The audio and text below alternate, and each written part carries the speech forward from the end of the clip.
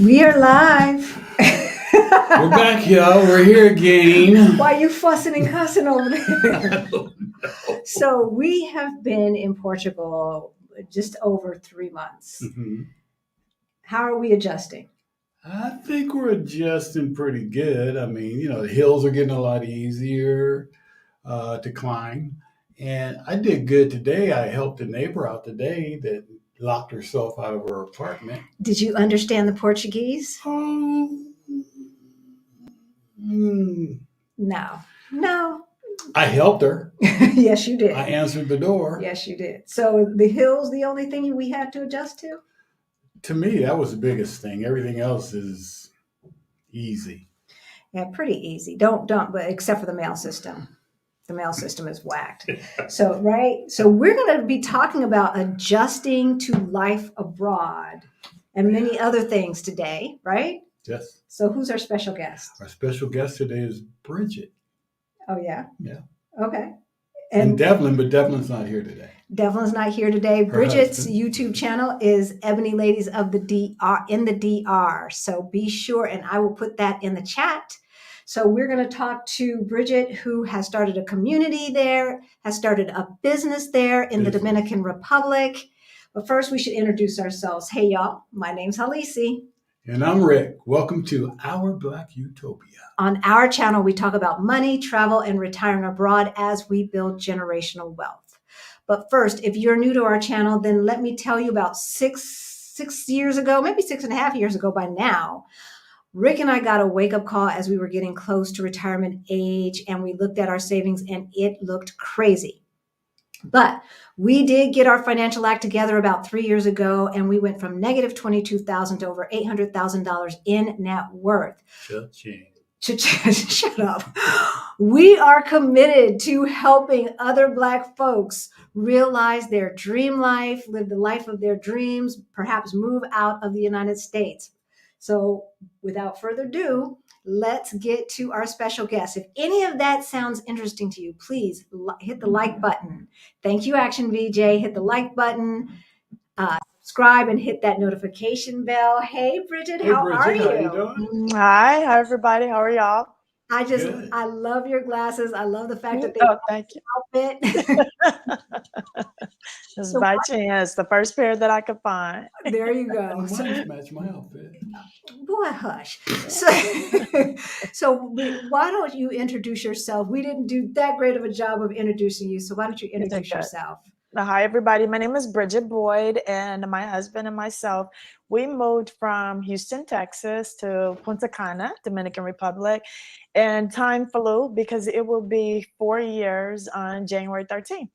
Wow. And we love everything about it. It's 4 years. It did literally flew by. See, that's what I'm talking about. And we have somebody else who is in the chat who's also from Houston. Let's just say hello to some of our community as they are filing in. Valerina has been on here since the beginning of the hour. Thank you, Valerina. Be safe out there driving. Yes, Valerina. yes. Boa tarde, Auntie Trey. It's not raining right now. Actually, there's fireworks and stuff going on. But Bridget, if you don't know, earlier this week, it was raining so hard it flooded part of Lisbon and it went down into the subway stations and all of that. Thank you, Action VJ. We love you. Wow. Life with Sister Spice. Is this a new name? Either that or somebody changed their name. Welcome. Yes. Hello, Marguerite. It's raining in Vegas as well. Vanessa Ruiz. Hello. Good to see you. Glass half full. Kenya J. Hi, Greta. Hey, Greta. Midlife money moves. Madam Move. Right? Latanya, my sis, you made it. Hey, girl. Yay. Hello, Arnell. And Yolanda. And who is this? That is Davlyn. Hi. Hello there. We wish you could have been on with us. We will have to do this again when you are back in the DR so you can join us. So Davlyn is here, y'all. Yes. He's gonna be popping in and out. He's currently in Los Angeles, and it is Okay. Okay. raining. He's been talking about the rain there all day, and we've had nothing but beautiful sunshine today. Ooh. Well, I know they probably need it. And I'm not Yeah. sure, is it Seychelle? I'm not sure how to pronounce your name, Mr. or Ms. Garrett. Um, and we've got Sharon. Good to see you, Venus. Potari. Oh, there she is. Hey, Adelia. Hey, She's Adelia. also hails from Houston. She hasn't lived there in a long, long time Okay. either. Global Explorer. Good to see you. Killer Queen. Barbara Dennis. Hey, Professor. Good to see you. Audrey. This is a new name. Latina Yogi. Huh. Okay. Yeah. Well, Hi. hey there. Welcome. Welcome. Hey, Pam. Good to see you. Yeah. I'll see. H Town. In the house.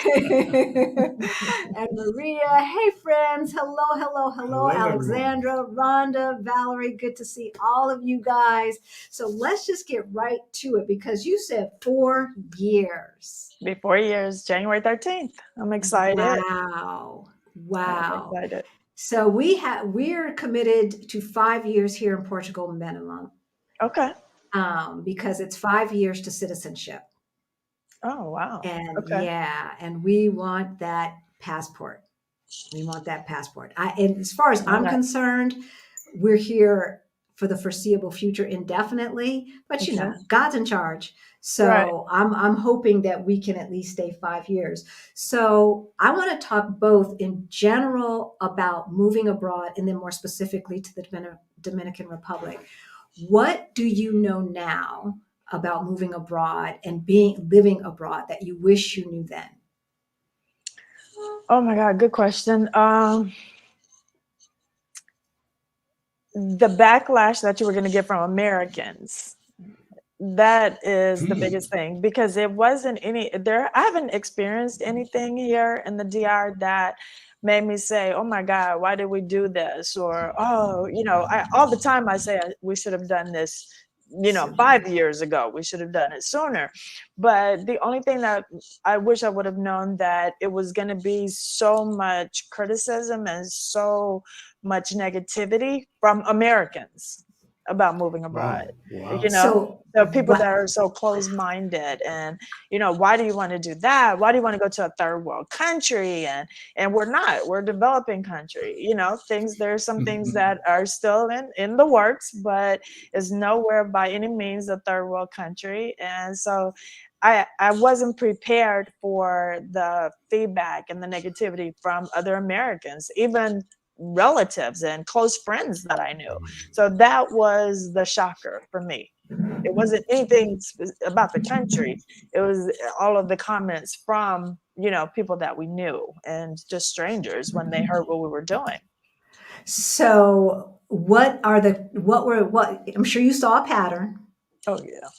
What was the pattern? What were the types of comments and things like that? It's not safe, so everybody wants to tell you how much crime there is here and how poor, the country is, and why would you want to do that? So those were the common things. And, oh, they don't like Black people. Why would you go there? Dominicans, I'm like, Dominicans are Black. They Black. don't I think was they're about Black. They don't think they're Black. That, and so those were the just reoccurring comments all the time. And it was a shocker to me. It really was. I Yeah. was totally not prepared for that. I think I was prepared for everything else but that. And as it got closer, it got worse. People well, were Wow. sending me articles, and I apologize for interrupting you. no, The no, no. time that we moved here, the whole thing with the Americans dying in Punta Cana, and it was from alcohol poisoning. The government wasn't killing Americans, or it was alcohol poisoning, and then someone died of a heat stroke. But they contributed all of that to the Dominican Republic killing Americans. So it was like so hard just to get that constant emails and Facebook comments and posts. And this was be our happy time when we're Right, preparing Right. and right, we're counting right. down and, really excited to move. And these were the comments we were getting from Right. family and friends, and people barely knew us. So, Well, we looked it up on the Global Peace Index, because Portugal fell from number 4 to number 6. Okay. As far as safe and peaceful country. Yes, we dropped 2. The United States is 129. Right. But it's safer than everywhere else. The Let Dominican them Republic tell is it. in the Dominican Republic is in the 80s. I think 81. Mm-hmm. And Dominican United Republic is States, Dominican there. Republic. And I think the reason why Dominican Republic is still so high, even though we don't have a high crime rate, we have a very high fatality rate from car accidents and motos, because it's a moto country. They ride the paseos and the little scooters. And when they transport workers, it is not uncommon to see 30 to 40 men standing on the back of a truck. So if that's an accident happens, literally 8 to 10 to 15 men could die in one accident. So our Wow. fatality rate is super high. So that's why the Dominican Republic falls where they do. Homicides, there's not a lot of, but deaths due to accidents, there's a lot of. Well, and some of it is due to perception from the people they interview too, which are supposed to be residents. So do you feel safe? Absolutely. And so, right. Yeah. And so some of it is that as well. Well, even when we announced our residency in Mexico, we were getting articles about the cartel and their kidnapping. It's Yeah. Who gonna kidnap me? Where they gonna get some money from? Because I ain't got no money. Right. It's like, as long as you're not in their business, you're Right. good to go. You're good. That's what I said. We have a And cartel in the that's United everywhere. States too. It's called the police. Yeah. Right? It's called the police, I love y'all. So then what, it's funny. I'll say this before I ask you the second part of the question. So Gloria Benson, that's my mom. When she found out we were moving to Portugal, she started sending me articles about Puerto Rico. And so she's like, well, I hear they don't like Black people in Puerto Rico. And I was like, really? Really? I said, well, we went on a cruise right after the big hurricane. And so we couldn't get a refund. So it's like, okay, guess we going. And the people who canceled, they gave discount tickets to all of the islanders. So we had a lot of people from the United States Virgin Islands, a lot of people from the DR, from Puerto Rico. I mean, I had never seen that much color on a cruise in my whole entire life. Right? It was great. And so we made friends with 2 couples that were from Puerto Rico. And I was telling my mom about them. I said, yeah, they're kids. But they were real cool. We hung out, we did excursions together and everything. I said, so I'm not sure why you say that, but why are you telling me about Puerto Rico? She's like, ain't that where you moving? I said, Puerto Rico's America, Mom. No, we're moving to Portugal. We're moving to Portugal. So, half the people don't even know where the place is that you're talking about. So what do you wish you would have known then that you know now, specifically about the Dominican Republic?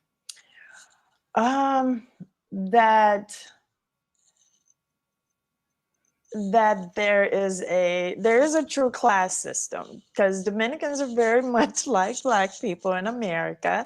If they have a little bit of money, they want you to know they have a little bit of money, and whenever we would come, we would stay off resort because we wanted to get a feel for living here, and be in the mix of everything else. And it was funny to see, that these people think they are so wealthy and it's like new money, and they have this air about themselves, so that you get that wherever you go. And I was a little bit shocked, because even though we stayed off resort the few times that we had been here before we moved, we didn't go to like the equestrian center and go to a polo match. We didn't go to the marina before we moved here and see the boat shows and then go out on the yacht and that type of thing. So once we were fully here and living here and all that, then I was like, what? No, they didn't, and that was mine. But it was cool. Yeah, but it was like a shocker. I'm like, what? Are you serious? Okay. But yeah. That was it. Yeah. And these people, and the Interesting. people that have just gotten money, you can tell, always new money, have never been off the island, have never left the Dominican Republic. Oh, I'm like, you guys are, interesting. yeah, and that's right, because you would think, okay, they have money, they should be well traveled, they've, been abroad, they know other languages. No, 90% of the time, they may speak a little bit of English or French, and no, they haven't been anywhere. They haven't left the island. Never been. Wow. Interesting. But they are the Huh. upper echelon of the DR. So I'm like, okay, I get it. Have you noticed rich people here? No, not well. I If you go haven't. over to what's the store we went to, the Ingles, Oh, or El Cortez Ingles, yeah, but that looked like all tourists to me. So I Mm, don't, I don't know what a rich Portuguese person that's what looks it looks like. like. Because I think the price of the cars and stuff are a little bit different. So having a Mercedes or this or or that, or BMW, yeah. BMW, or what's the one with the four circles? The Audi. Audi. Audi. Yeah. I'm a car person, you can tell, right? Hmm. Yeah. They're pretty common here. Yeah. So you can't judge it by that. That would be a marker in the United States, right? Right. If you can afford an import, but they're not really. I mean, technically an import, but not really an import because it's still the Right. EU. So I don't know what that looks like, and I haven't. Well, we haven't really. We've been to Cascais. We've seen the houses, but we haven't seen the people come out of the houses. Okay. So yeah, Cascais looks like Beverly Hills. Okay. So walk us through how your life was in Houston and what led you to deciding, you know what, I want to leave the United States. Yeah. So the wake up call was just I write everything down. I keep a journal, I keep a calendar, and my husband and I both have full time jobs, and we also owned a food truck for dogs. So we had our own business, which was really popular and busy. Yeah. So I'm looking at my calendar one day, and I counted 77 days where we had not had a day off, had not done anything but worked. But work. Yeah. 77 days. And I was like, yeah, this is not how my future is going to be. I was like, I'm exhausted. And I just kind of feel like with us, I'm not going to say all Black Americans, but with us, it was you have material things to show people how hard you work and how successful you are, so you got to have a nice car because they haven't seen your nice house. So you got to show them in your nice car that you work hard and that you're successful and you're educated. So then they come to your house, you got to have a nice house. So, but we had all these really cool things, and it was just us, and we have a dog, and we weren't enjoying half of it. We had motorcycles. We would have to actually write a date and make a plan to go out on our motorcycles, because otherwise we would be out delivering dog treats, or we would take our food truck out. And it was just like, yeah, I'm exhausted. I was like, I can't do this. And then my husband was a truck driver in the United States, and he was getting up at 4 a.m. And anybody that knows Houston traffic, so he starts at 4 a.m. to get to work, to get to his truck, to do his runs. He may get done about 4:30 or 5, and then he's got an hour and a half in Houston traffic. I don't care how Oh, close you live, you got at Right. least an hour and a half Houston traffic. So you get home and you sit down for a few minutes, and we walk the dog, and we take a shower, and we eat, and we go to bed to do it all over again. And it was just like this cycle, and I didn't see an end. There wasn't an end. I didn't play the lottery. I didn't, Right. so I didn't really see an end to it. So I said, there's no way out of this. It's not, you don't, people will say, well, take a step back, sell some of this stuff, live in a smaller house, do that. But realistically, that's not what you want to do. If you're working that hard, you want to have nice things around you. So it was just like either a little change or a drastic change.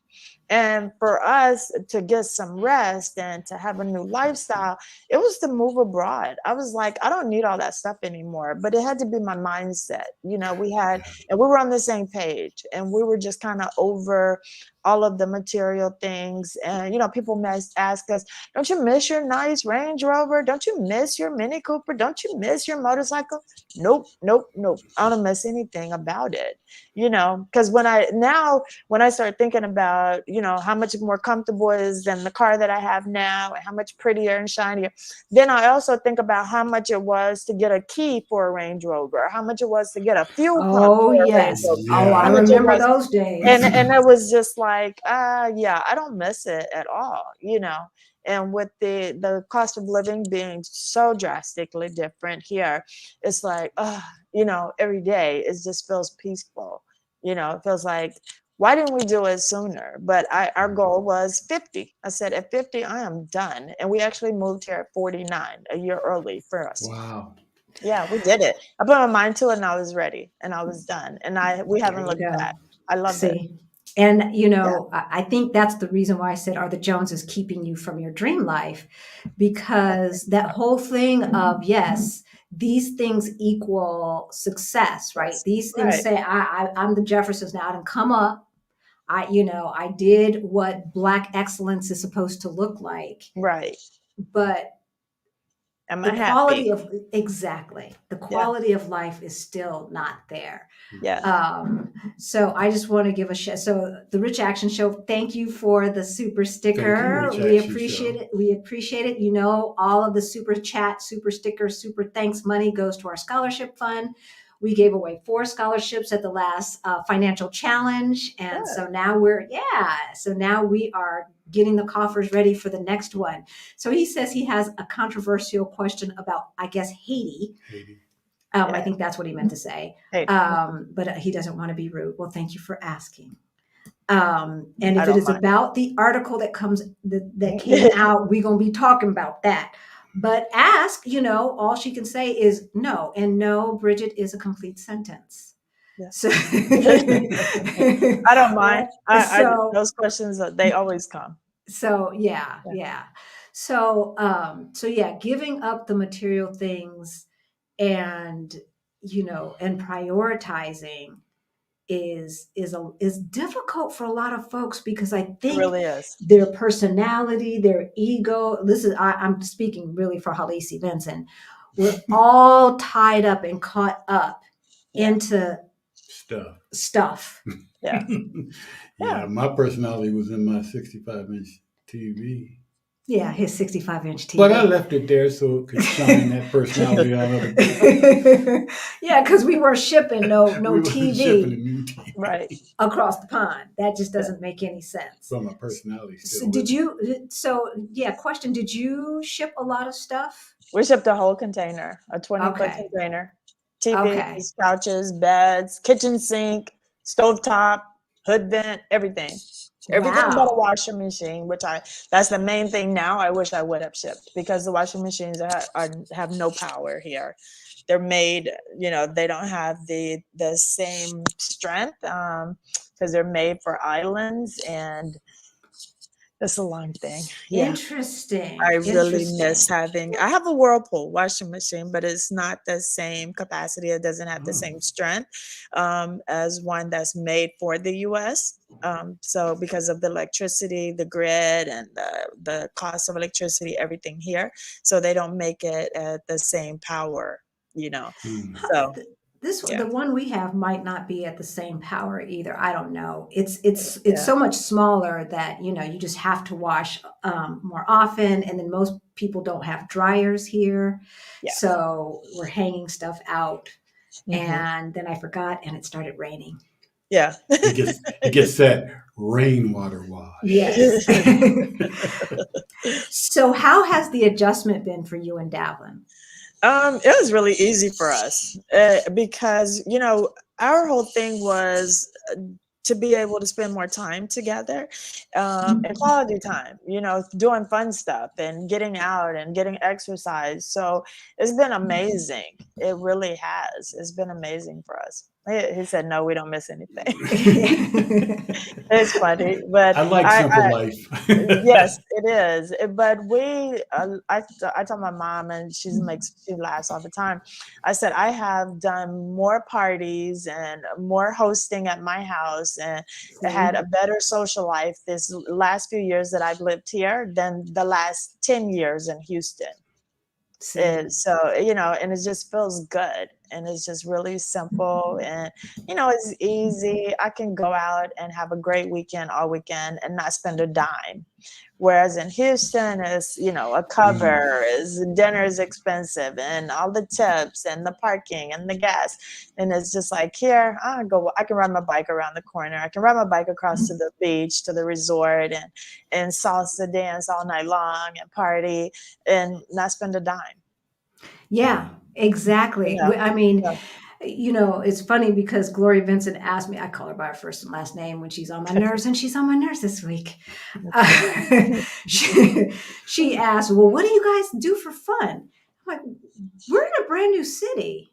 We're in a brand new country. Everything here. Yeah, it's weird because I sent a Facebook post out on my personal Facebook with a picture because we went and visited the castle. Mm-hmm. So we climbed, took all the pictures, and I asked the question, how many of y'all know somebody that is in walking distance of a castle? A castle. Of a hope to die real life. Now you know two people. Right? I mean, the place is just magical. Oh, it's beautiful. Yeah. So what is your favorite thing to do in the Dominican Republic? I'm an island. I'm a beach girl. So me and my friends going to the beach, spending the day swimming, just simple, just hanging out, a million photo shoots on the beach, you know, finding all the nice beaches in Dominican Republic.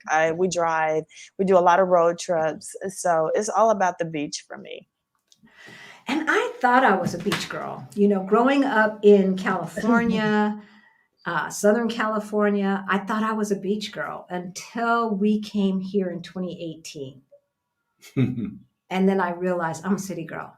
And if the city has a beach, then all the better. Okay.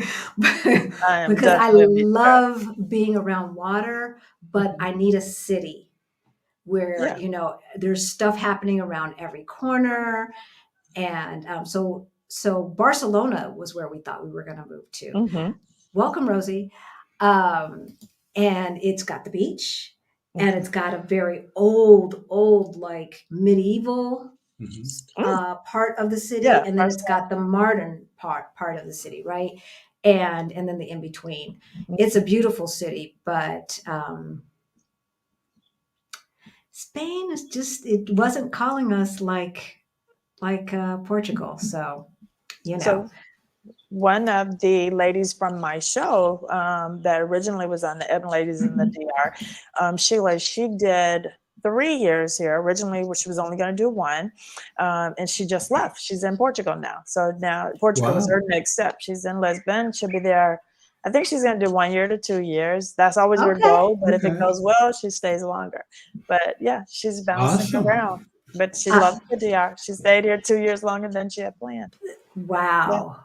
Wow. And I mean, that's a big weather change. Yes, it is. And she's originally from Baltimore. So, you know, she's used to the cold. But, you know, after being here 2.5 years, I don't know how she's going to be.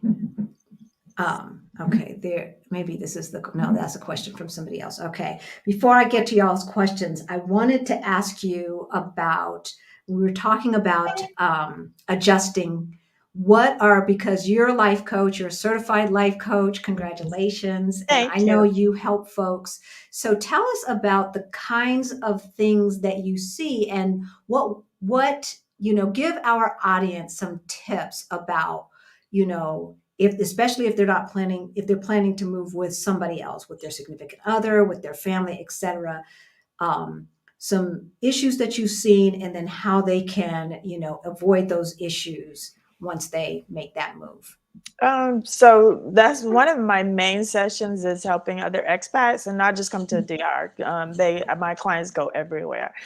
And it is, if you're moving with someone else, everybody in the family needs to be on the same page, or it's not going to work.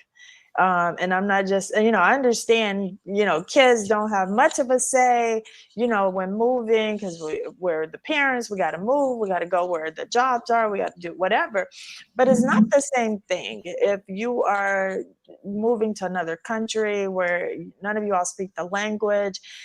Everybody needs to be on board, because you can't convince someone that, you know, if they eat McDonald's every Friday and you're moving them to a city where there's no McDonald's, they're going to hate everything about the city, you know. And so those are like so small, but those are things that are that seriously tearing families apart, because you can't uh, it gets frustrating because they want the one person in the family who's apparently the boss, wants to Right. do it, and they're ready to go, and we're all moving, and you all are gonna love it. Well, they're all in sessions now, counseling, because everybody else is having such a hard time. They don't see the beauty in the island. They don't see, you know, the money that they're saving. They don't appreciate the time that they're being able to spend together as a family. All they're saying is, you made me leave my friends, or you made me leave my book club, you know, some of the women who didn't want to be here, and Right. and the men are, you made me leave my favorite barber shop. I go to the barber shop and talk to my friends, you know, every Saturday morning. That was my routine. Right. And you got me over here where these men only speak Spanish, and you know, and so it's just so much conflict. So I tell everybody, you have to, with an abroad move versus a state to state, or, you know, with an abroad move, everybody needs to be on board. You know, you all have to talk it out. You have Mhm. to, you know, be as a family. And if you wanted to work, then you got to slowly come and rent for a couple of weeks, or enjoy the summer here, enjoy the winter here, and get and see what's going to be the obstacle for your family, Yeah. you know, because you can't just do it cold turkey. As a single person, sure, absolutely, but as a couple, or a couple with a family, you can't. Yeah. It's never gonna work. It's never Yeah. gonna work, you know. We were on the same page about moving abroad, My husband and I would too. but Yep. not about Portugal. Okay. Because as we were talking before, I was like, aren't they the ones that started the slave trade? I don't know. I don't know. And then my dad was living with us, who is Malcolm X, and my mom is Sister Soldier, you Okay. know. Yes, they So really didn't want to hear yeah, you know, and so dad walked out and said, yeah, yeah, no, you know, Portuguese, no, no, no, no, no. it. And of course, that was in the 1400s. And yes, we already know there's racism everywhere, there's anti-blackness everywhere. Right. But is it lethal? Right. And Like if the you US. don't totally understand the language, even if they are fussing me out, I don't know it. I don't know. Right. I don't know. Thank you, Sage Films. Thank you, thank you, Oh, thank thank you you. for the super chat. And okay, so this is funny. Well, we're going to get back to the questions. So the Rich Action Show, I You guess. can ask. I already know those questions. I'm locked Okay, and loaded. I so love here we go. How do the people in the DR treat Haitians? let me say this to begin with. Why would so many Haitians be trying to get into the DR if the DR was treating them so badly? Why would they? The Haitians are killing each other. You know, and some people, because I am a YouTuber, and I'm pretty active in my community, and they like try to come at me for not being more outspoken about what's going on between Dominican Republic and Haitians. Well, that's not my fight. Right. I never want to see anyone being mistreated. I have not witnessed Haitians being mistreated by Dominicans. Friday was my birthday. Yesterday, I had a Happy huge birthday. party in my house. Thank you. A huge party in my house. There were Dominicans and Haitians We were all doing the bachata and salsa dancing and having a good time in here. And a couple of my American friends are married to Dominican/Haitian men. And, the conversation always comes up about, why do Haitians want to be here if everything that people hear is Dominicans treat Haitians so bad? Well, a couple of my friends were here. I do real estate tours. And so I took them over to the resort, to Malia. They were shocked to see so many super dark skinned people in the resort, working in the lobby, working at the desk, working as the tour guide, because everything that they've ever heard is there are the maids and they're the gardeners. It's not true. My gardener, he looks white. He's so light skinned Dominican. And so they are like surprised when they see my gardener, how light he is. But I'm like, y'all have to stop listening to the rumors and the things that people say. So that a lot of the times the Haitians that are doing the construction, you relate it to what's going on in Texas and Mexico, right? Because the Mexicans will come and do the labor intensive jobs. They'll come do construction. They'll come do landscaping, because Americans ain't gonna do it. Black men ain't gonna work in the garden or on the construction site in 100-degree Houston weather. So they take the jobs that are there. So the Haitians that aren't legal, that don't have documents, they're gonna do construction, because the developers are gonna sponsor them so that they can be in the country, right? The other Haitians that are legal, they speak English, Spanish, French, Creole. They're more educated than a lot of Dominicans, and they're happy here. And that's why so many Haitians are trying to come across the border, because they are happy here. The ones that are being deported, they have no ID whatsoever. And the country, if just in the time that I've been here, we have gotten like 3 stoplights because it's becoming that populated. So with the number of expats that are coming on top of the number of Haitians that are coming. So of course, who is the country going to try to get out first? Illegal Haitians. And that's not saying they are doing it because they're Black. That's not it at all. They have the ones that they're trying to get out of the country have no ID.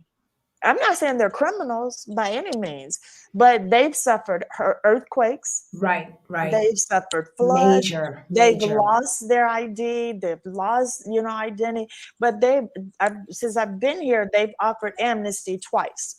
So the Haitians that didn't have ID, they did have to jump through hoops, stand in lines for 4 or 5 hours to fill out the paperwork. But the ones who really wanted it did it. The ones that were like, I'm not standing in line for 5 hours, didn't. Those are the people that are getting sent back to Haiti. So no, I don't see people, people want to find these videos of Dominicans beating Haitians and all of that kind of stuff. I don't know what that backstory is. When they stopped me on the street for random car stops, they stop people that are lighter than me behind me. They stop people that are 10 times darker than me.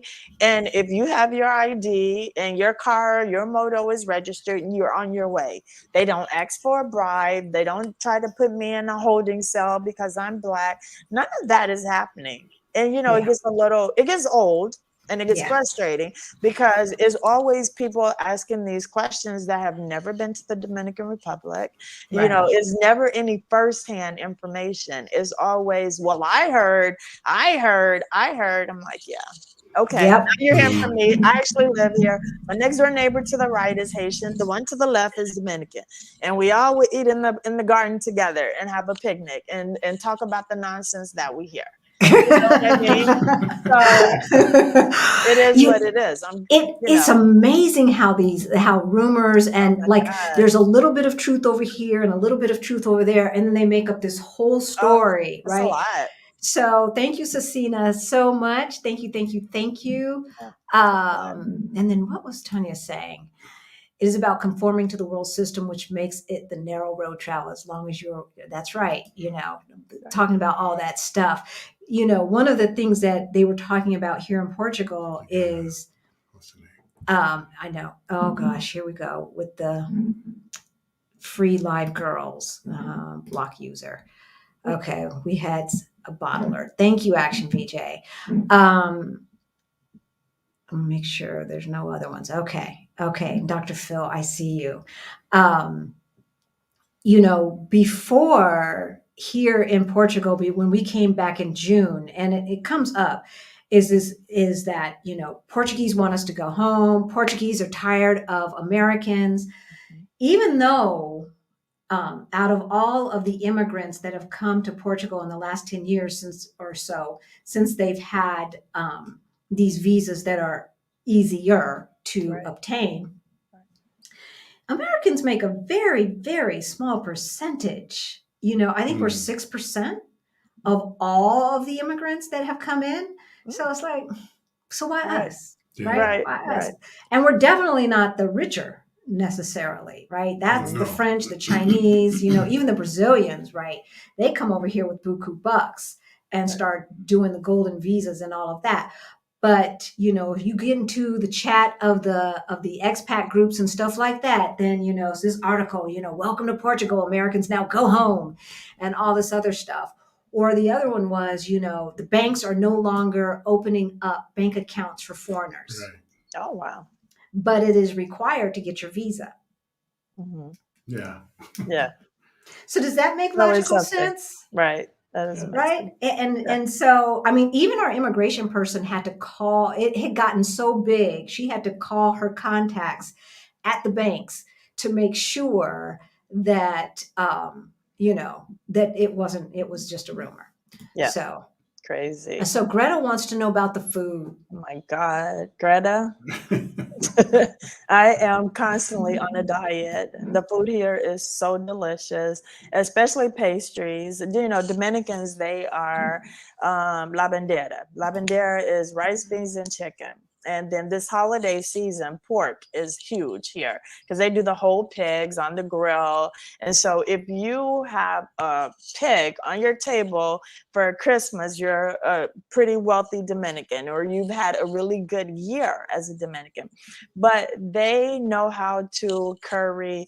They know how to, do every single thing with seafood. They know how to use spices. The food here is amazing. I don't care where you go, any hole in the wall, any fancy restaurant, the food is delicious. They make the best lasagna and the best cakes. And I'm like, Dominicans, what are they doing making lasagna? The Yeah. best lasagna, best pizza. I mean, the food here is so good. So I'm constantly, it's a battle always. I'm always doing intermediate fasting and just because I really thought, oh, I'm an island girl, I'm going to be fine on the beach like everybody else. Dominican girls are just like American girls with big booties and big legs and constantly exercising to stay in shape. We have to make an effort out of it because the food is so good. It's so good, but it's a lot healthier too because there aren't any preservatives. Most people here have like smaller refrigerators because the food goes bad really fast. So it's like you buy groceries every week.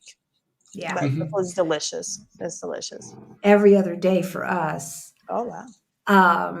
So yeah, I mean, it's hard because we have a smaller refrigerator, but it's not like really, so it's not like dorm room small. Right. It's I more was like apartment small, right? okay. Mm-hmm. And one of the major grocery stores or chains is literally 4 doors down. So it's easy not to go with a list because it's just right there. I mean, I Right. could literally put something on the pot, some water, run down there, get the spaghetti, and come back up before it would start to boil. Right. So thank you, Dr. Phil, again. For those of you who are Thank you, Dr. tuning in Phil. late or watching the replay, hey, say hello in the comments. Mm-hmm. Please like and subscribe. And all of our super chat money goes to our scholarship fund. So we thank you, Dr. Phil and others for helping build this community.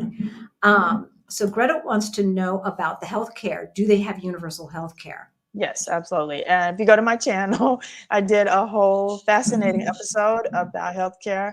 I had originally Humana, and I picked Humana based on the name because that was one that I knew in the US.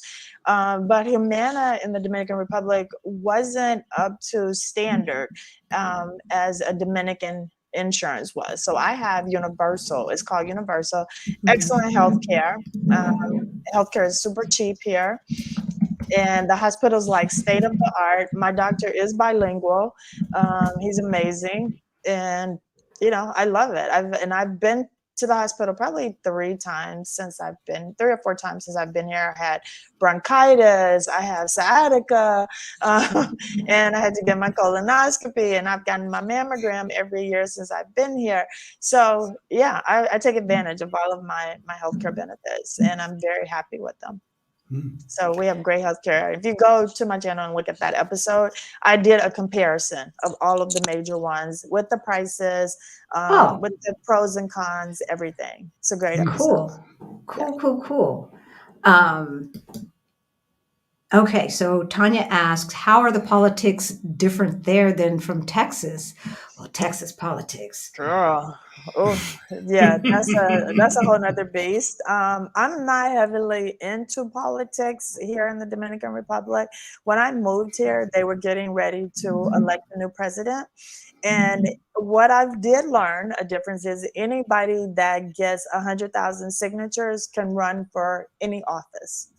So if you get 100,000 signatures, I can actually run to be the president once I have my passport. I have one more step to get my passport. Okay. And I could actually run, and I could probably get 100,000 signatures. Once you get 100,000 signatures, then you're given like what's equivalent to like $25,000 US in order to fund your campaign. So that you set up they give you an office space, so that you can run a campaign. So I thought that was really something else. The whole, signs in the yard and the policing for their or campaigning for your politician, all of that, it seemed to be a little bit less intense than the US, of course, but it was over before I knew it. I mean, I heard, because I don't watch the news at all. I don't watch Dominican news. I withdrew from American news. I find out stuff because I talk to my dad on the phone once a week, and he wants to fill me in on everything that's going on in the U.S. He wants to keep me informed. Right. But yeah, the politics here, the president, he seems to be a decent guy. A lot of people are giving him a lot of backlash because, he said he was going to offer the amnesty program more than what he's offered it since he's been in office. But a lot of things have, transpired because the Haitians killed their president. Then the Haitians killed their ex-prime minister 2 weeks ago. So he is kind of distancing himself from all of that. And he's trying to let Biden step in. Because Biden said, we're going to help the Haitians. We're going to help them. Well, once they killed their prime minister, now Biden's backing off. And so Biden is facing backlash from Black Americans for not helping Haiti. But why is he not helping Haiti? Because they killed their ex-prime minister. They killed their president. So you know what I mean? So when people start always want to come at you about, Dominicans treat the Haitians so bad. Well, the Haitians, they have to show that they want help, and they have to show that they're not going to be violent every time they don't get what they want. You know what I mean? So I have a different thought process on the whole thing, because I'm crazy about my Haitian friends that are here. I don't know if they legal or illegal. It's not my business. I know they go to work every day. I know we go eat at the same places. I know we hang out together, and they're happy. They know what's going on in their country, but they chose to leave that violence and that circumstance and come here. So the politics obviously aren't that bad. Because they're able to be here. They have an ID card. They're not being harassed, and they live in decent neighborhoods. And, we have the hood here, like everywhere else. So they're not the best places. I don't go there. I don't have any business there. But, it gets frustrating. And I understand the politics. It's heartbreaking. It really is. Especially because, so many brilliant minds have come from Haiti. And Absolutely. right. And it's just like, come on, guys. And it's hard when you get hit with disaster after disaster after disaster. As soon as you're Yes, hobbling up trying to get back on your feet, then here comes that is here another one, comes a hurricane or this or that. And right? so BP asks about hurricanes in the DR. Yeah, I just experienced one. When was it? I don't even remember the date, but it hit Punta Cana directly as a Category 1, because all of our structures are concrete. Nothing happened to our house. I Here did too. go to my channel. Go to my channel. I did a before and after. So that morning, they were pretty accurate with the weather when it was due to hit us. So my husband and I, we chained up all of our patio furniture, everything that's in my garden. We changed it up to the trees. Okay. And our bikes, we chained everything together. And we just had a lot of down trees. I live on a golf course. And so there were a lot of down trees, broken limbs. We did have a little bit of water to come in through our windows because of the wind was so high. But I wasn't afraid. It was like my second, the first one that we had, it wasn't a direct hit on Punta Cana. It was a few hundred miles away, but we got all of the Okay. rain and wind. And I Right. literally, I was so scared. And, because the trees were going. But then when I realized, I was like, the hurricanes in Houston were way worse because our house was a Mm. frame and brick house, and people around us, their roofs were flying off. And so the hurricanes in Houston are a lot worse than the hurricanes in Punta Cana. And our houses here are built for it, and they're ready. Like 3 days, everybody was out cleaning, and the golf course was open in 2 weeks after a major hurricane. And it was just like, they're made for this. This is what it is. So I felt really, I felt safe, and I wasn't scared. I wasn't scared at all. And we have earthquakes. I didn't know that. And that they said Oh. the time that we've been here, to be 4 years next month, there is shown that we've had like eight earthquakes. I've only felt one, One. and I barely felt it. And it Yeah. was like so fast. I was like, what was that? When I went on the chat, of course, and everybody was like, yeah, we just had an earthquake. But, nothing major, nothing that, I'm fearful of or anything like that. But it was strange. But I didn't even know anything about See, earthquakes. I'm more concerned about tornadoes and hurricanes than earthquakes. Although I was in California during the Northridge earthquake, Hmm. but I didn't have enough sense to be scared. Right. I just didn't. Yeah. So Auntie Trey asked, "Oh, good question. How is the residency process there?" So here, you have to qualify. So you either have to be 60, I think it's 62, um, retirement age, or be sponsored with a work visa in order to apply for residency. What's the other one? Some type of student visa, and then a pension. So my husband and I didn't qualify for anything, but what we did realize is I was getting a pension, but it was a pension from a book. I wrote a book years ago, and I deferred the payments.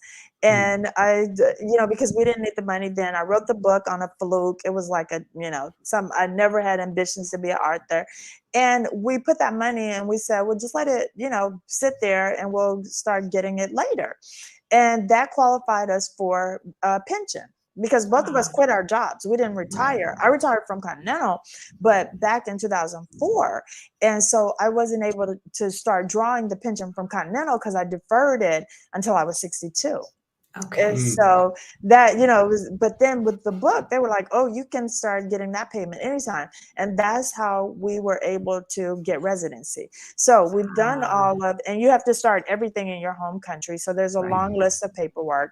So we did that. We got the visa. You come to the DR, then you deposit that not with the embassy, but with the customs office, immigration office.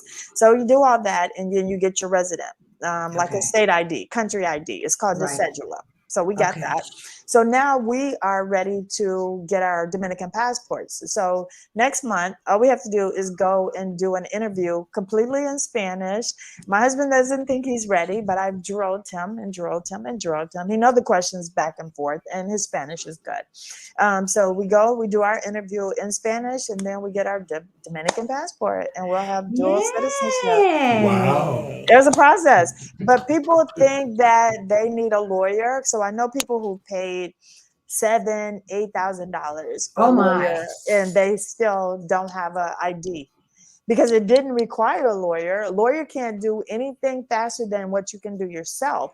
But what I've realized since I've been a YouTuber, people are lazy. And I hate to say it, but people are lazy. They want you to do every single thing for them. People will. I call myself Google. I'm Google. Yeah, I'm Google. Because you could have Googled that. The time that you took to Right. send me that question and ask me that, you could have Googled that. Yeah. And we have groups, expat groups, and things like that. And it's just like, yeah, okay. And Yeah. I'm gonna Yep. tell you from the corner of my eye, I just saw one of is the DR safe country. And that's the article, that whole thing that people are talking about. So I'm going to address it. The DR is a very safe country. I am in my house, all of my windows, the doors open, everything is open. It stays like this, and my husband's out of town. It stays like this till I get ready to go to bed. In Houston, if I was in the house, all the windows are closed and locked, and the alarm is on. If we had a detached garage, like a walkway, because we had a huge pool, so there was a walkway to go to the garage, I would close the ped door, put the shield over the ped door, lock up the house, and set the alarm to go swim in my pool. And I would let the garage down and lock the garage to swim in my pool in my own backyard. So that's how unsafe I felt in Houston as the time was winding down when I left. And here I'll go walk my dog. Everything's open. People are like, what are y'all doing over at Bridget's house? Everybody knows me. Nobody's coming in here. I don't leave it. I'm not naive. So I don't leave my laptop and my phones and valuables out. But I put everything up. We have a safe. I lock it, and I go walk my dog, and I come home. Like my patio, there's tons of stuff on my patio. I have expensive liquor decanters. I don't drink. They're gifts from our wedding. Every time we leave the country, everything is on that patio. It's still there when we get back. And I ride my bicycle over to the resorts. I ride my bicycle to the hood and go get my favorite empanadas by myself. No one approaches me. No one has ever tried to mug me. No one has ever tried to solicit or kidnap or do any of that to me. I feel extremely safe here. When I go to the US, because I go back and forth to work every now and then because I'm a public speaker, I'm like looking over my shoulder. I wear a fanny pack under my shirt. I don't even carry a purse in the US anymore. I don't get gas at night. I go, so it's like I have this whole list of things that my husband will run by me when when you go to the US, lock your hotel door. Don't go in and out of the hotel late at night. Make sure you got your food. Make sure you get everything out the car, And that it's like so crazy that people really say, is the DR safe when you live in the US and there's a mass shooting like every other The day? day. Yeah. Every There's other never day. been a mass shooting here in the DR ever. Right. The guns, you have to be a soldier, you have to work for the police department, or you have to be a diplomat in order to have a gun in the DR. So expats will come here and be like, I want to buy a gun, because and people are like, then you shouldn't be here. If you want to come to DR and the first thing you're saying is that you want to get a gun, you need to go back to wherever you came from. Right. You need to go back. You need to go back. Right. This isn't Yeah. the place. Don't bring that energy here. No. And another thing that when I was in Houston, it was like so scary because I had my gun license and I had a huge gun, and I Right. like the last few weeks of living there. The sad thing was when I was getting ready to go somewhere, I would look for my keys, my cell phone, my ID, and my gun. And your gun. Can't leave the house without those 4 things. Yeah. Because the guys, so somebody tried to rob me from my Harley Davidson. I was lucky that it was a police behind me and saw the guys. Two white guys were trying to trap me in and steal my motorcycle. I had a beautiful, expensive Harley Davidson, and I was out riding by myself. Towards the end of my time living there, I didn't do that anymore. My husband's like, either ride with me or ride with your club, but no more riding by yourself, Which because is it was absolutely stupid. crazy. That you can't just hop on your What I bike and mean, go for a what ride. if that was your Right. only mode of transportation? Then I would have been dead by now, Right? So, and then when I realized that, I was so frantic that I didn't realize where my husband had put my gun when I was getting ready to go. I got in the car and I said, am I really prepared to kill somebody for this car? Or am I really prepared to kill somebody for the little bit of money in my wallet or my wedding ring? And I was like, I'm not. But I don't want to die, so I guess I am. So it was like this battle within yourself. And so I was just like, yeah, it's time to move. I said, I can't live like this. I No, can't be looking it's for my not gun and healthy. my cell phone and my keys, and also I can't go out the house, It's not And so, healthy. yeah, Not it's healthy. not. And he used to carry all the time, Yeah, I had Me too. concealed carry, Me you too. know? and I ain't leave the house I without had it. a gun, and every time I got in the car, I had a gun in the Me car. too. If I Me too. worked late at night or something like that, I had a gun on my person when I was getting in my car or walking to my car. And that's just not a way to live. It's Thank you, not. Valerie, again for the super Yeah. sticker. I mean, y'all are just being so generous today. We They are. appreciate Thank it. you. Again, that goes to our scholarship fund for our financial classes. And so I did put Bridget, a link to Bridget's channel in the chat, and I will repost it again. It's also in the description below.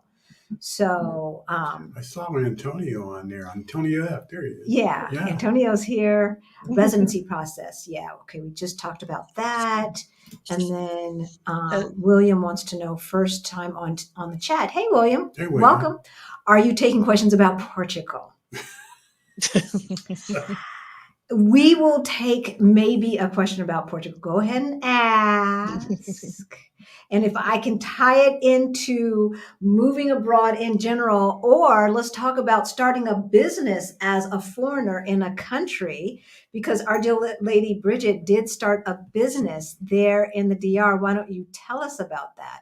Okay, so here, Punta Cana is one of the leading wedding destination places in the world. So my girlfriend, she's American. She married a Dominican Haitian man, and so she called me and asked me if I wanted to go wedding dress shopping. So I'm like, yeah, of course, let's go. So she rented a car, and we get on the freeway. Now, if you don't know Punta Cana, you don't have to get on the freeway very much because we're not a very big city. So she got on the freeway, and we're heading out of town. I'm like, so where are we going? She's like, Santo Domingo. I was like, really? You couldn't find a dress in Punta Cana with all these weddings? And she's like, there's not a bridal shop here. And so that was in October. I opened up in February. I mean, Wow. I made it happen that fast. There was not one bridal shop here. And then when I opened up my bridal shop, from that, after my grand opening, the very next day, I had two brides to come in with wedding planners, and they were from France. And this was right after COVID, so their bridal shops were still closed, Right. and so they couldn't get dresses. So those were my first sales. Wow. And then I realized, Dominican brides showed me that we don't buy, we rent. And I was like, wait. And so then I realized that it was more of a rental business, but I do rental and sales, but I'm the only bridal shop in the whole city. There's a wedding every day. Dominicans get married Dominicans are my customers. People think that, the expats and the foreigners that come are my customers. Nope. They bring their dresses, but they become a customer with veils and, last minute garters and, just bridal gifts, that type of thing. Right. But the business is so successful because I literally have no competition. None. That is amazing. And so if you got there on a pensioner's visa, there was no issue with you starting a business? Absolutely not. Nope. Oh yeah, you can start a business here without even applying for residency.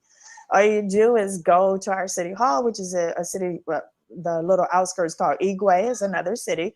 Okay. And all you do is go, you just have to be here legally. And that's, if that's just a matter of going every 30 days over into Puerto Rico and getting the stamp and coming back, that still keeps you legal because you're not overstaying the visa. And people do it. People do it. And so, because some people don't want to go through the whole process, you know, and I'm not sure It's a why, process. but it's a process. But yeah, you can start a business and you go and it's so cheap. It's so weird though, because the business license was very, very cheap. I apologize, y'all. I'm looking at kids. They're still in the fruit off my trees, but it's okay. I have fruit trees all around. But you can go, your business license is like $16. But your name, like when we get a DBA in the States, it's like $8 or $10 or $12, something like that.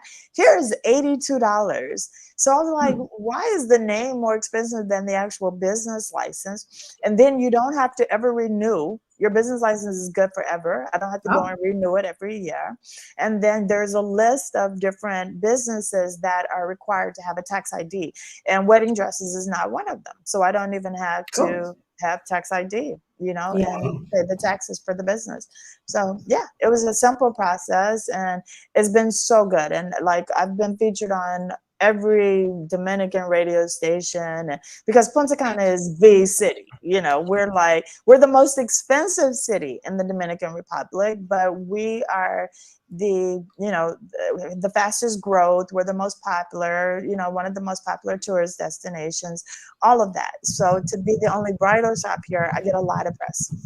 Yeah, I love it. Yeah, I love it. Yeah. And what a happy, because you know people come in there at their happiest, you know, unless they're a bridezilla, but you probably don't. Right? Yeah, there's always a couple. There's always. But in general, she was American. She wasn't American. see, I was about to say I wouldn't imagine because usually bridezillas are bridezillas because they're trying to impress folks and things are not going their way. Right. Yeah. So it was Karen Louise who asked if the DR was safe. So yeah, Karen Louise. Safe. You know, it's safer than the United States, even according to the Global Peace Index. It's way above the United States. And she, you know, she's probably talking about the recent article where they're telling Americans, Black people, not to travel to the DR because they're detaining us, and you know, because they think everybody's Haitian. It's not happening. That is not true. The Ministry of Tourism, he addressed it. And he said, and, you know, he was asking people to come forward. If this happened to you, you know, please come forward. We apologize. We want to talk to you. Not one single person came forward. Not one. But if you go on Facebook groups and expat groups, yeah, it happened to me. You know, they made me stay 3 times and they checked on my luggage. Well, my passport is full. It's got stamps on top of stamps. So when they pull me over and they ask me extra questions, I don't get offended because they want to know, why is this Black girl traveling alone back and forth, you know, with all these stamps? What are you doing? That's common. I'm not offended. I'm not going to get upset. I don't get hostile. I answer the questions with my smile. I use my little bit of Spanish, you know, it's good enough. And they're like, have a good day. You know, and that's not me getting any type of special treatment because they don't know me. You know what I mean? And so the Minister of Tourism, he was like, we are so sorry that they published that article. You know, we are not detaining Black Americans. We are just checking like we normally do with customs. There may be a few extra questions if you have a whole bunch of passport stamps going back and forth because they want to know, are you doing something illegal? Are you, you know, why are you going back and forth? But if you can legitimately say, well, I own property there and give your address, or, you know, I have family, I have a business there, go ahead. You know, I've heard not on the radar. Most people get hassled when they go back to the States more so. They do. Because they want to know, why were you there? Well, how long were you there? Well, where did you stay? How can you afford? Right. That's what I think. Be gone that long. Yeah, that's the thing. Yeah, it's really bad. So, you know, I can't wait to get my Dominican passport because I'm going to use it instead of my U.S. passport when I travel back and forth to the DR. You know, I'm just going to let that's going to be interesting. Very interesting. I can't wait. And what I found, like the one time we got a little bit of a hassle at customs, it was from an African dude. Mhm. And he had two all over him. Yeah. Yeah. And then when he saw the blue passport come out, oh, Americans. Oh, okay. Yeah. Yeah. Just put us Yeah. away. And so it's It's like, nice. okay, I love privilege. I'm Mhm. a Leo, Yeah. Brown. So that means I'm a queen. So I look at him, but I don't like that. Okay, so if I were from the continent, then I get a different type of treatment. Yeah. I don't like that. Like I don't want privilege and someone else is not getting privilege too Well, because of how they look, right? right. Now, That's I don't. I'm gonna tell you something that has bothered me with the Dominican Republic just this last couple of months. So there was a really, really bad accident here. It was a tour bus that capsized, that turned over, and five or six tourists died. Ooh. They were from Venezuela, Argentina, Brazil, no Dominicans, no Mhm. Americans. It was all over the news in the Dominican Republic. It was huge. They've actually put a stoplight, and it's been maybe a month that this happened. So the intersection where it happened, they actually put a stoplight there. The man went to jail. He's gonna get like a year. That's it, like a year in prison. But the week after that, there was another accident. Same thing. Four Dominicans. Dominicans died. Not a word. They didn't care. And so and I was like, every life is of value. Valuable. Everybody, and I was talking like an older Dominican guy, but he was like, but the tourism is what keeps our country going. We need, we have to take care of tourists. We have to make sure they're safe. I said, so you don't care if y'all kill other Dominicans in a traffic accident? He was like, oh, it's not that we don't care. It's just not that important. And I'm like, oh my God, Value are you If you judgment. keep are you us kidding me? safe, if you keep Dominicans safe, then everyone will be safe. Everybody's going to be safe. They don't get that. They just know that tourism is the bread and butter of this country. And so they want to make sure. And I was like devastated. I was like, so why isn't, So it all over the short-sighted. press that, right? And so Right. that did bother me. That really did bother me, and I was like, but I guess I can't care more for them than they care for themselves. Selves. Yeah. That's what I've learned.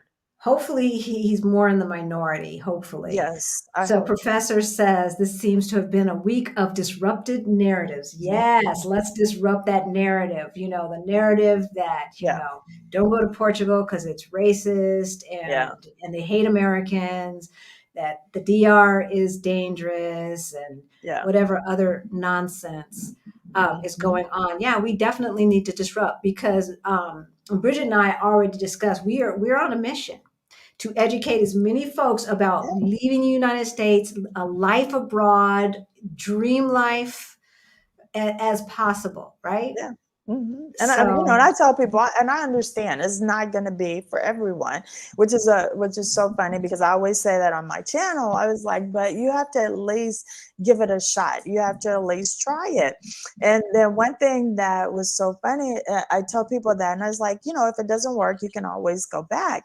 And then I got a notice from American Express, like, oh, free credit report. Check your. And I was like, oh, I haven't checked my credit report since I moved here.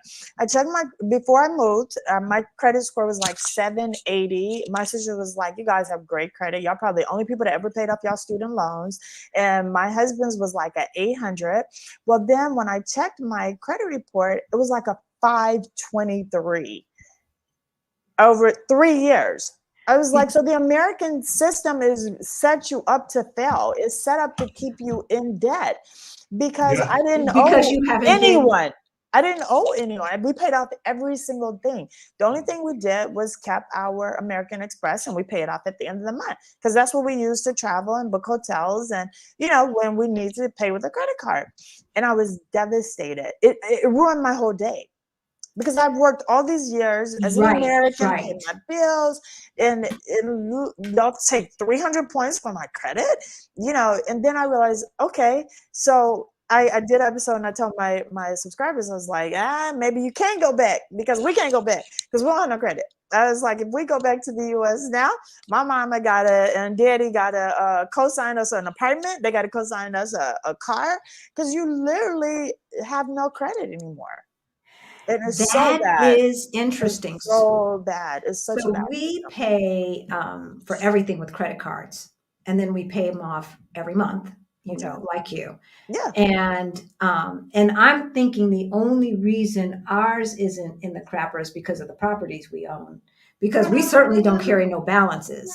And nothing. Right, we ain't about that life. So Greta wants to know, would a 401k or investments qualify for the pensioner's visa? Do you know? Your 401k, no, it absolutely will not. You would have to start drawing from it because they want to see deposits that you're actually getting it. So no, 401k Okay. will not. You got to So start as getting soon it. as you start Getting withdrawing it. it, then As it soon as you will. start withdrawing it, yes, then it would Okay. have qualified. Yeah. Okay. So And you other can investments, have savings and investments qualify for the amount of money that it doesn't have to necessarily be a traditional your pension. pension, right? Because Okay. people have real estate properties and things like that. If they can show where they're getting that money regularly, then it'll qualify them for getting a pension visa. Okay. Auntie Trey wants to know about the bugs. They come. I did a whole episode about ants. You have to keep your house super clean because those little bitty sugar ants, they will come at one crumb will bring the whole family. So it is a matter of keeping your house really, really clean. Mosquitoes, I don't really have, this time of the year, we don't really have a problem with mosquitoes because the wind is so high. This is our winter season. So mosquitoes aren't a real issue.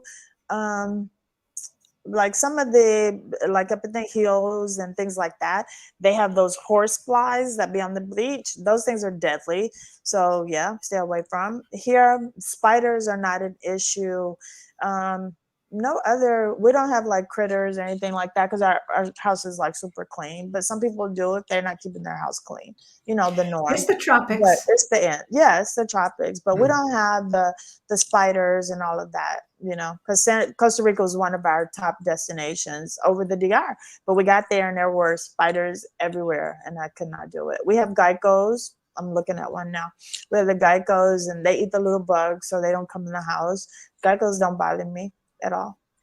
So we had one when we were in Puerto Vallarta. We were telling people last week, and that lizard, I was like, okay, I knew he was in the house. I knew it, and I saw something out the corner of my eye, and it was a little baby one that would hang out on the patio, and when we turn on the lights, it'd eat all the bugs, right? Mm-hmm. So he would just hang out by the light. Cool, doing what you're supposed to do, stay in your lane. But then he's got to bring his green behind into the apartment. Oh no. He ate all the bugs in the back. He was checking to see if there was inside. All I know is I could not wake up and see something. He wasn't going to Oh my calling on God. me. I went to bed. He went to bed. I didn't. And I got the broom and I got homeboy out of the apartment. Yes. So Tanya wants to know if the DR was your first choice. And it doesn't sound like it was. It was not. Nope. We had I wanted a predominantly Black island and English speaking, Barbados, St. Thomas, those islands, but it was either rich or poor and there was no middle class. Mm-hmm. Dominican Republic, as we started going down our list, hit every box for us. It really did. Even though it's a Spanish speaking country, I would prefer English, but I'm smart. I can learn another language. Why not do it?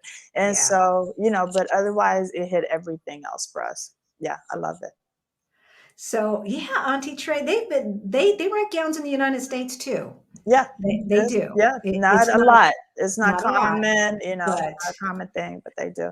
Because I'm gonna freeze my camera for a second, but I'm still gonna be on listening because my dog is right here a minute and she needs to go out. So I'm gonna freeze my camera, but I'll still be here talking. No problem. Okay. Okay. So I'm gonna look for while she is off camera. I'm gonna look for the Portugal question. Did you put a Q in front of it? I can't remember.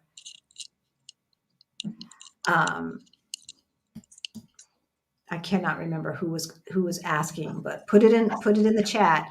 So BP asks, do your credit cards get charged for foreign fees? No, not the ones that we use. And So, American Express doesn't. Well, only my American Express doesn't, only because I have had such a long relationship with American Express. okay. Yeah. Okay. So Marilyn's a Leo too. That's right, girl. Wow. So professor says credit score facts. I paid off debt and stopped using department store credit cards. Yes. Congratulations. The cards revoked my credit, which reduced my available credit. See? Yeah. See? Target did that to me. My Target card, because I paid it off and I didn't use it, they sent me a letter saying that if I didn't charge anything within like a month, then it was going to reduce. They were going to reduce the limit that I could spend. It's like, reduce it. I don't care. Well, as a matter of fact, you know what? I'll just go ahead and close that one down. I mean, the system really is set up for you to die in poverty. So you to die in debt. And when you happen to have GoFundMe pages for people's funerals and this, that, and then GoFundMe pages for healthcare. Yeah. Like, how does the richest country on earth, quote unquote, have to have GoFundMe pages for people to get, chemotherapy or whatever they need? Wife and I are planning to visit Lisbon in March, hoping to have a conversation with you and Rick. Yeah, we do.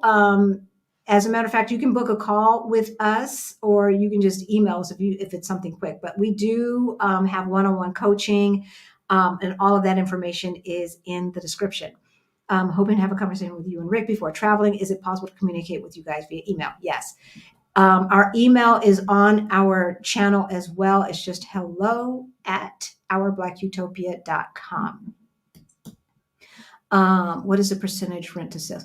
Okay, I'll get back to you, BP. I'm sorry, I missed your question. So Auntie Trey asks, have you heard about DR having a problem with underage sex workers? I saw a 2020 documentary on it. Yes, so I did hear about that, and I know that is an issue up north. I think they are more protective of the East Coast, the Punta Cana area, and the cities here. But up north, that's like Sasua, Puerto Plata, those areas. Yeah, it exists. Yep. Yeah. And that's everywhere too, Auntie Trey. It's a huge problem in Houston. It's a huge problem in Colorado. In Denver, and I'd say the Denver metro area, including Colorado Springs, which is supposed to be so religious and all of that. It's a huge problem. And, it's interesting because when we were looking at best cities to retire, one of the criteria we put in there was access to reproductive health care. And of course, somebody had to get into my comments talking about, you're killing babies, blah, blah, blah, blah, blah, blah, woo, woo. And it's like, but you forget that the point is not just can you get an abortion, is do you value women's lives enough that you let them make their own decisions about things like that? Or are women still second-class citizens? So there's bigger ramifications. Just that one law tells a lot about how the society writ large views women. That goes hand in hand with sex trafficking. Yeah. How we view women. Do we respect them? Do we honor them? What is your percentage rent to sales? Oh, with your wedding dresses, yes. Probably 90% rentals. So I've been in business, it'll be 2 years in February, and I've sold about 13 dresses, and I've rented almost 200. Wow. Okay, so I'm putting in the chat, book a call with Bridget. Here is the link right now.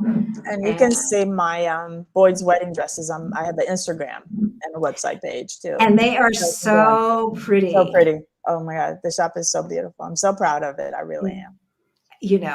I just love it. We did not have a big wedding. And so we said for our 20th anniversary, just coming up, that we were going to have a renewal Because I want to wear a dress. I did. I did on my 20th. We did a big wedding in Cancun. We just celebrated our 28th.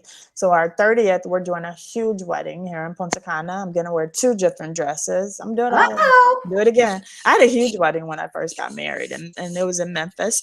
And then I celebrated my 20th with another wedding dress, and I'm going to do my 30th with 2 wedding dresses. Cool. There you go. Why not? We used to film, we used to do wedding films, Oh, and wow. we did this Indian wedding. She changed 3 Oh my God, times. yeah. I had an Indian bride. I have 2 dresses left from my Indian bride. Yeah. I'm telling you. So yeah, that's how you can book a call with us. It's just our Black Utopia / Let's Talk. All right, let's see. I think we might have gone through all of the questions. Did you see another one, Sweet Pea?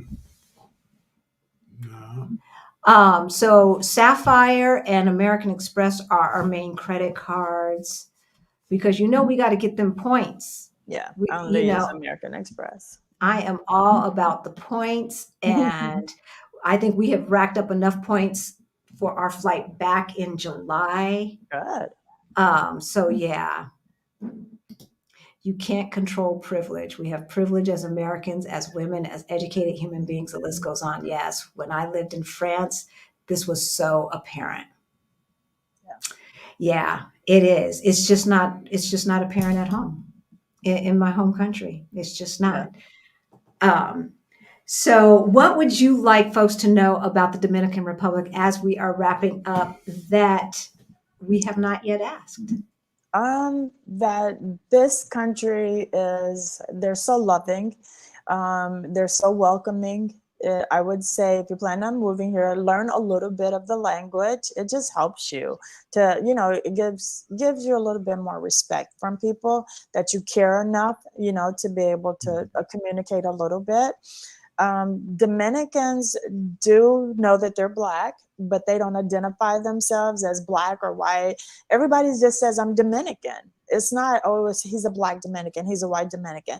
It's none of that. You're going to see families with all shades.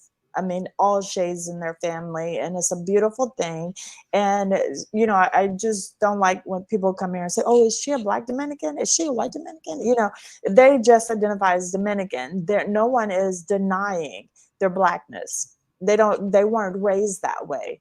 So people get a bad rap, saying that Dominicans don't like Black people, or they don't know that they're Black, or they don't want to be Black. It's not the case at all. It's not about that. My Dominican friends come in every shade, and they all know that if they left this island and went to the US, they're going to check Black on the box, because if they have a little bit of color to their skin, they know they're Black. If they even look mixed, people are going to treat them as Black. So they're not naive or stupid to that fact, but that's just not something that stands out. And it's something that I love and appreciate about this country. I think it's a cultural thing because my Spanish tutor, who's Venezuelan, she knows she's Black. Yeah, she knows her ancestors are from Africa and that they were brought to Venezuela as slaves. But she identifies as Venezuelan first and foremost. Right. And her family looks white and Black by U.S. standards. Mm-hmm. And it wasn't until she started having so many Black American students that she started using it more. Like I was one of her first, and she was like, "Oh no, it's a class thing. It's not a race thing." I said, "Really, baby?" I said, "So how many darker prime ministers or presidents have you had?" Yeah. There you go. So for the normal people, it's probably a class thing, but for the power structure, is all of it. It's all of it. Definitely. So Isan, just one last question: tech issues. How do you set up affordable phone line service overseas and also see most of your U.S. television shows? The Fire Stick. We have a Roku stick. I watched Woman King the same day it was at the theater. We get everything. I watch the NFL, we see the Super Bowl, we watch all the NBA games, we watch all Major League Baseball. We see it all on our Roku stick. We don't have cable. We only pay for Netflix, and we have our stick. And so I can watch things in English or Spanish, whatever language I want. And I can tap into Dominican TV and all of that just with my Fire Stick. And we just downloaded some programs onto our Fire Stick. Worked perfect. Do I need to get No my Fire issues. Stick? Well, actually, my stepmother was saying we should just put our Fire Stick in the television in Denver and then log in to it from here. That's what she does. She can log in I South do have it. Africa. Yeah. So, Okay. but we don't use it. That's what we do. Yeah, we use our Fire Um, Stick.